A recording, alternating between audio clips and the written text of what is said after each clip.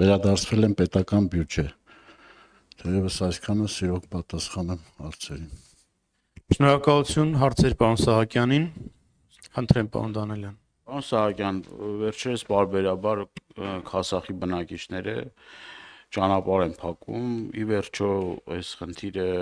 ձեր գնահատմամբ ի՞նչն է պատճառը, որ չի լուծվում եւ սա արդեն պարբերական բնույթ է կրում, այսինքն բնակիչները դժգոհ են, գիտեմ, որ համոզված եմ, որ ծանոթ եք խնդրին, ակնկալում եմ ձեր պարզաբանումները այս խնդրի վերաբերյալ։ Լուծումը ո՞րն է։ Ինչպես գիտեք, Կոտայքի մարզը անցել է մեկ միասնական տրանսպորտային համակարգի օգտվելու, այսինքն մարզը սպասարկում է մեկ տրանսպորտային ընկերություն, որը մասամբ կարողացավ սկզբնական շրջանում ծածկել ամբողջ մարզը, Կոտայքի մարզի Քասախ եւ Պռոշյան բնակավայրերը դուրս էին մնացել, որը սպասարկում էր Երևանի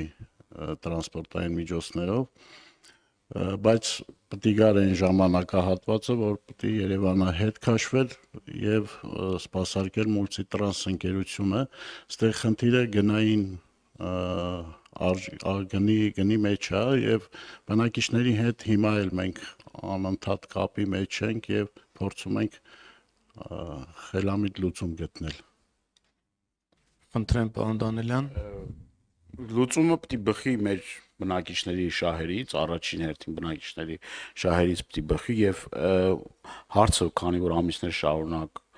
այսպես քննարկման առարկա եւ բնակիչների դժգոհությունը հայտնի է, իրենք նաեւ ինձ էլ են նամակներ ուղարկել, դրա համար եմ ասում, որովհետեւ գիտեք, որ աշխատանքի են գնում դրա հետ կապված նաեւ ֆինանսական, ուսանողներ եւ այլը, եւ ես կարծում եմ, որ այդ խնդիրը պետք է լուծվի իշահ մեր բնակիչների, որովհետեւ այլ կերպ չպետք է լինի, որովհետեւ մարդիկ իրապես այդ խնդիրը իրենց մաշկի վրա զգում են։ Պարոն Դանելյան, շատ ճիշտ եք կարծում, որ իշահ մեր բնակիչների պետք է լուծվի խնդիրը, բայց նաեւ Հայաստանի Հանրապետությունում կան գործող օրենքներ, որոնք մենք չենք կարող շրջանցել։ Այսինքն կոնկրետ վարչատարածքային բաժանման մասով այսօր Երևանի տրանսպորտը չի կարող ուղևորափոխադրումներ իրականացնել Կոտայքի մարզում։ Օրենքի սահմանափակում կա տեղ։ Հենց այդ հարցի շուրջ ենք մենք այսօր բանակցում տարածքային կառավարման նախարարության հետ եւ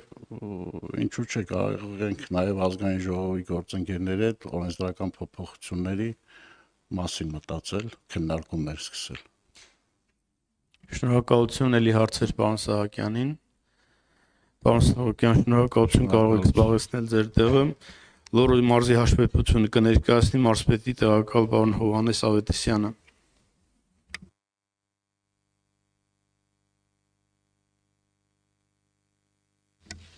Հարգարժան նախագահող, հարգելի գործընկերներ,